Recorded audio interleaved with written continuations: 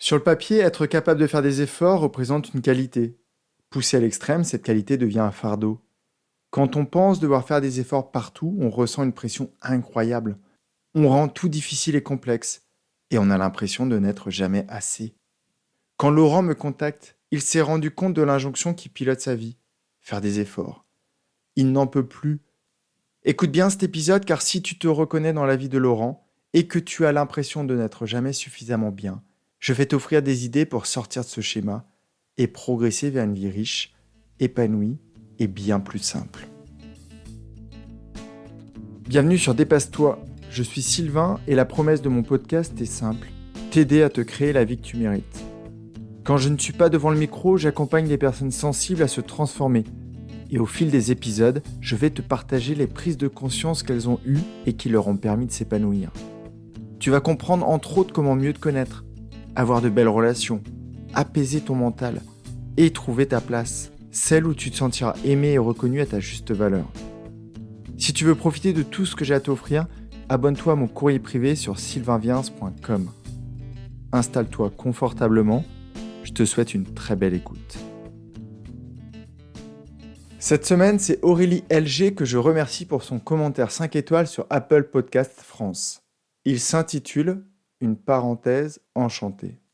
J'ai dû le raccourcir car son texte est très riche. Bonsoir Sylvain, que dire? Par où commencer? Sans originalité, tout d'abord merci. Adepte du développement personnel, je tombe il y a quelques jours sur toi et sur Dépasse-toi. Et là, waouh! Je crois que c'est instantané. Ta voix, tes mots, ton énergie, le message que tu délivres, c'est ce que j'avais besoin d'entendre. J'attends chaque fin de journée pour attaquer un nouvel épisode et découvrir de nouvelles clés. Tu es à ce jour ma plus belle trouvaille de 2023. Une pépite. Merci pour ce commentaire dithyrambique Aurélie, qui va, je l'espère, donner envie à d'autres de nous rejoindre. Je te souhaite plein de belles choses pour la suite. Revenons à notre sujet du jour, le besoin constant de faire des efforts dans la vie et cette impression de n'être jamais assez bien. Laurent a 42 ans. C'est le papa d'un jeune garçon de 12 ans. Il est marié à Samia depuis une quinzaine d'années. Il travaille dans la finance et gère une équipe d'une dizaine de collaborateurs. Sur le papier, Laurent devrait être content, mais il ne l'est pas. Il est très critique sur sa situation et se remet beaucoup en cause. Selon lui, il a des efforts à faire pour qu'elle s'améliore. Il n'est pas satisfait de la relation qu'il a avec sa femme. Il aimerait être plus présent et plus romantique. Il n'est pas satisfait de sa posture de papa. Il aimerait voir son ado plus souvent et être le papa qu'il n'a pas eu. Il n'est pas satisfait de son hygiène de vie et de l'apparence de son corps. Il aimerait être plus musclé et manger plus sainement. Avec son équipe, il aimerait être plus présent et plus leader. Avec ses frères et sœurs, il aimerait être plus soutenant et plus disponible.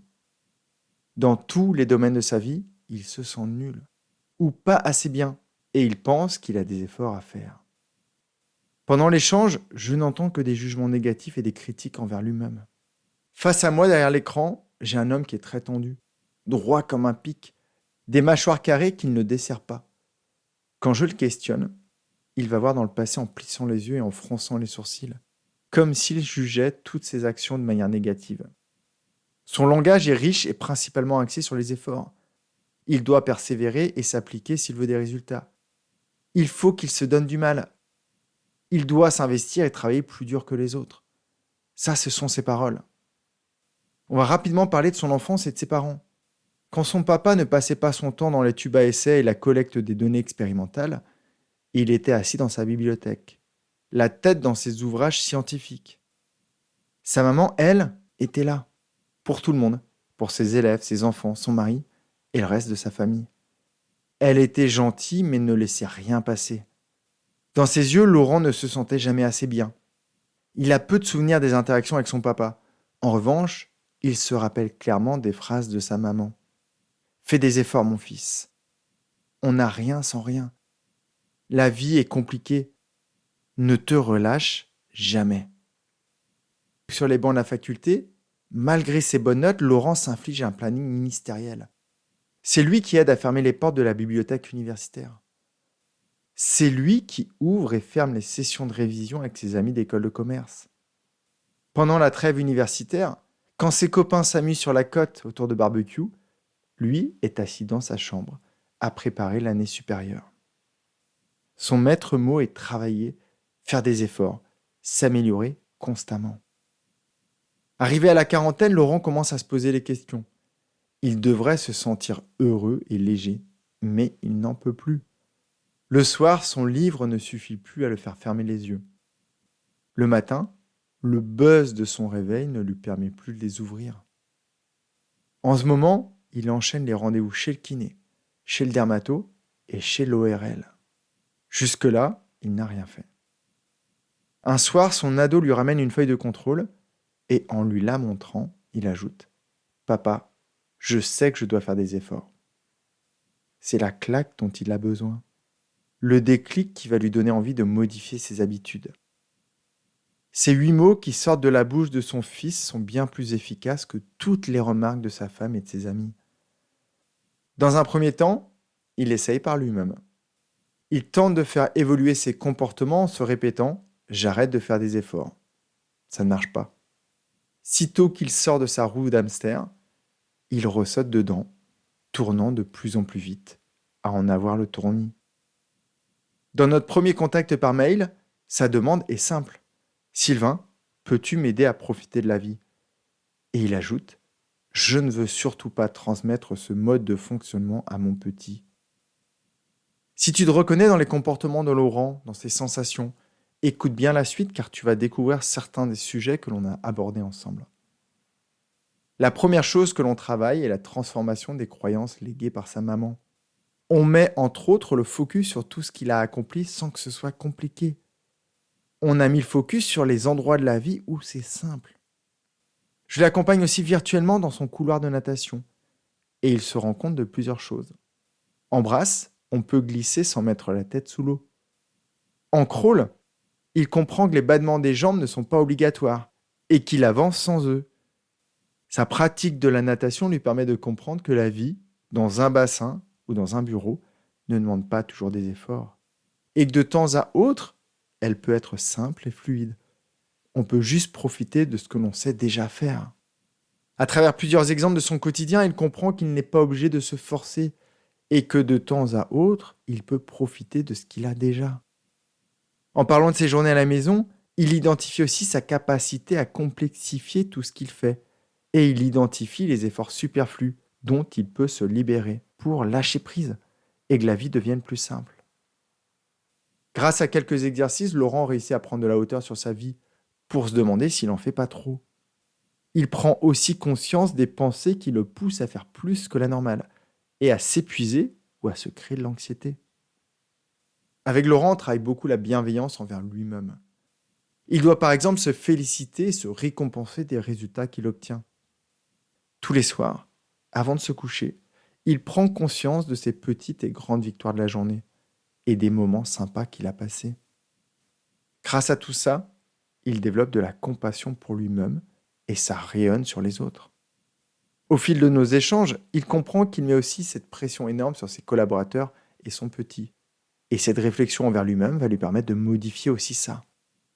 Il se rend aussi compte que les résultats obtenus ne sont pas les seuls indicateurs à prendre en compte. Toutes ces prises de conscience lui permettent de transformer ses comportements au quotidien. En parallèle de ça, je fournis à Laurent des outils pour accueillir ses émotions, gérer son stress, gérer son anxiété. Il médite, il fait des activités en pleine conscience. Il arrive enfin à profiter de ses 5 minutes de douche matinale. Il s'interdit les repas sur le pouce et a pour consigne de s'asseoir, de prendre le temps et de déguster tous les aliments de son assiette. Il commence aussi à poser des intentions claires lors de ses activités avec son fils, ce qui lui permet d'être pleinement présent avec lui-même et avec son petit. Habitué à faire des choses tout le temps, Laurent travaille sa capacité à faire des pauses, à ne rien faire de productif, à juste être là et à savourer le moment présent. En 4 mois, la vie de Laurent se transforme. Sa relation avec sa femme Samia s'améliore. Il a plus de temps pour des moments simples avec elle. Il prend enfin conscience que sa femme est satisfaite de la situation. Il se libère du sentiment d'obligation de la couvrir de cadeaux, par exemple. Il partage nos séances avec elle, ce qui leur offre des moments d'échange. où ils s'écoutent mutuellement et expriment leurs sentiments et leurs besoins de manière ouverte et honnête. Laurent profite enfin d'une relation où il se sent authentique et sincère, sans aucune pression. C'est son fils qui a été le déclencheur initial. Grâce à sa réflexion et son introspection, Laurent réalise l'importance de lui inculquer des valeurs saines de respect de soi et des autres, ainsi que la capacité à exprimer ses émotions de manière appropriée. Comme avec sa femme, Laurent partage ses exercices avec son fils. Ce dernier prend conscience et se rend compte qu'il n'a pas besoin de faire des efforts pour plaire à ses copains et copines sur la cour du collège. Il peut juste être lui et c'est suffisant. Comme je te l'ai souvent répété, quand un élément d'un système évolue, c'est tout le système qui se transforme. Un papa ou une maman qui démarre un travail d'introspection est tout sauf un parent égoïste. Car tout son entourage va en profiter, et ses enfants en premier lieu. Et toi, t'es-tu reconnu dans cette injonction ? As-tu ce sentiment désagréable de ne pas être assez ? As-tu ce besoin permanent de devoir faire des choses supplémentaires pour devenir plus ? As-tu l'impression que la vie est difficile et que rien n'est simple ? Fais comme Laurent, examine les domaines de ta vie.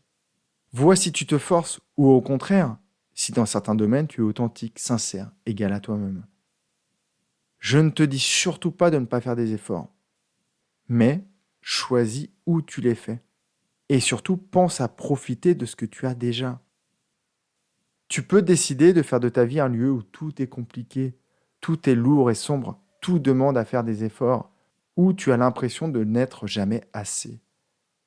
Ou alors, tu choisis consciemment, volontairement, de lâcher la pression, d'arrêter de tout contrôler, d'aimer qui tu es déjà et d'ajouter un peu de lumière et de confiance à ton quotidien.